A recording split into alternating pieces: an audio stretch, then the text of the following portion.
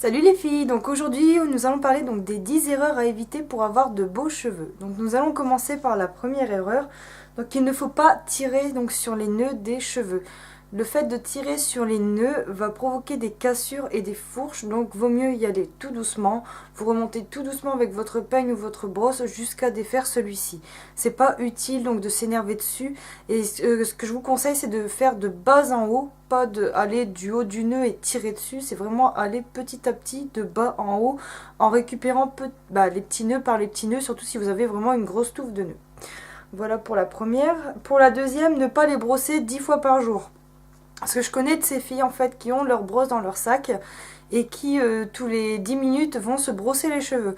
Très mauvaise idée parce que ça les agresse et en plus de ça, ça les fait graisser.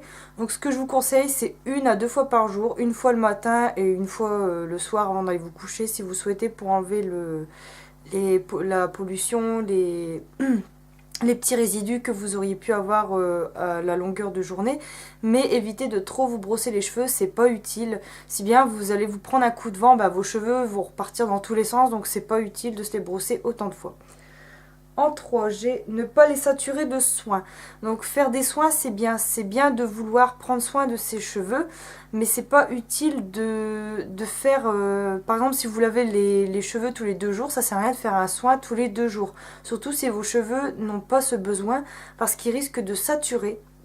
Ce qui fait que vous allez les avoir gras et poisseux, et je pense pas que ce soit ce que vous vouliez. Il faut vraiment écouter vos cheveux, même s'ils parlent pas. Vous allez le ressentir, le constater s'ils ont besoin de soins plus couramment que d'autres fois, par exemple. Donc je constate moi par exemple qu'en hiver, ils ont besoin de beaucoup plus de soins qu'en été. Donc ce qui fait que j'en fais un peu plus qu'en été. Ensuite, ne pas lisser, boucler au quotidien, évidemment, parce que ça les abîme. La chaleur leur enlève déjà leur hydratation, ce qui fait que déjà vous aurez besoin de les hydrater plus souvent.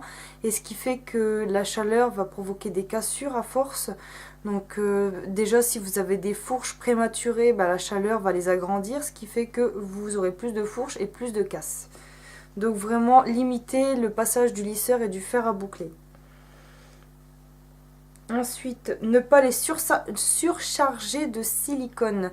Admettons que vous utilisez un shampoing siliconé, un après-shampoing siliconé, un soin siliconé donc que vous mettez au quotidien, un masque, un soin thermoprotecteur siliconé, ce qui fait que vous allez avoir vraiment des couches et des couches et des couches et des couches de silicone, et ça cache tout, je veux dire ça va justement cacher les fourches, donc justement j'en parlais juste avant, ce qui fait que vous aurez l'impression de toujours avoir des cheveux sains, et le jour où vous allez vouloir donc stopper un peu les silicones ou en mettre moins que d'habitude, vous allez constater que c'est vraiment une catastrophe, et vous allez croire que ce nouveau soin que vous avez acheté, ou le fait d'avoir arrêté ou diminuer donc l'utilisation de silicone, vous allez mettre ça donc sur la faute des produits, mais en fait oui, c'est vraiment la faute des produits et plus ou moins des silicones. Donc ce que je vous conseille, c'est d'éviter les soins siliconés. Ensuite, ne pas se tripoter les longueurs au quotidien. Donc évidemment, à force de faire des trucs, des machins, les enrouler, faire des petites tresses, les enlever, les remettre, ça va faire graisser vos cheveux. Donc déjà, vous allez laver plus souvent vu qu'ils vont graisser évidemment, ce qui fait que ça va les fragiliser. Et en plus de ça, le fait de les tripoter, ça provoque également de la cassure et des fourches. Donc faites très attention, évitez. Donc je sais qu'en général, c'est un signe d'ennui. Donc en général, les filles qui se font chier, hop, ça se tripote les cheveux, tout ça. Mais évitez de trop vous toucher les cheveux. Ou bien si vous constatez que vous commencez déjà à faire ça, vous les attachez, comme ça vous passez à autre chose. Ensuite, ne pas les laver trop souvent ou au quotidien. Donc le fait de les laver, les mouiller, déjà ça les rend plus fragiles, ça les rend plus sensibles à la cassure et aux fourches évidemment. Donc quand vous allez, admettons que vous vous brossez les cheveux mouillés, ça va les fragiliser vraiment beaucoup. Quand ils sont mouillés, c'est totalement différent de quand ils sont secs, donc vraiment évitez ça. Et le fait de les laver au quotidien, ça va les faire graisser encore plus, ce qui fait que vous devriez espacer un peu vos shampoings. Donc vraiment, ça a beau être un gage de propreté selon vous, mais c'est pas l'idéal pour vos cheveux. Ensuite, ne pas faire des coiffures serrantes ou répétées. Donc admettons, là j'ai un chignon, et ben demain je vais pas refaire un chignon, je vais faire une tresse ou je vais faire une queue sur le côté ou quelque chose comme ça, une tresse basse ou une tresse haute, une tresse africaine, peu importe. Évitez de répéter toujours les mêmes coiffures parce que là par exemple mon chignon est centré donc sur le haut du crâne, ce qui fait que à force ça peut provoquer justement des cassures, et le fait de serrer vos coiffures évidemment ça va tirer vos cheveux, ça va provoquer des tensions au niveau de votre cuir chevelu, de votre crâne, et ça peut faire tomber prématurément des cheveux. Donc faites attention donc à ne pas provoquer une chute prématurée. Donc voilà pour ça. Ensuite, ne pas les brosser dans le sens inverse. Je vois là les filles qui ébouriffent leurs cheveux là pour se donner du volume. Au lieu de les brosser normalement, bah, elles font tout l'inverse, elles remontent tous leurs cheveux là. Et c'est vraiment quelque chose qui abîme beaucoup. Donc vraiment, bon, je suis consciente que certaines veulent se faire de temps en temps des coiffures un peu volumineuses. Mais ne faites pas ça au quotidien, ça les abîme énormément. Réservez ça par exemple de temps en temps pour une fête ou une occasion.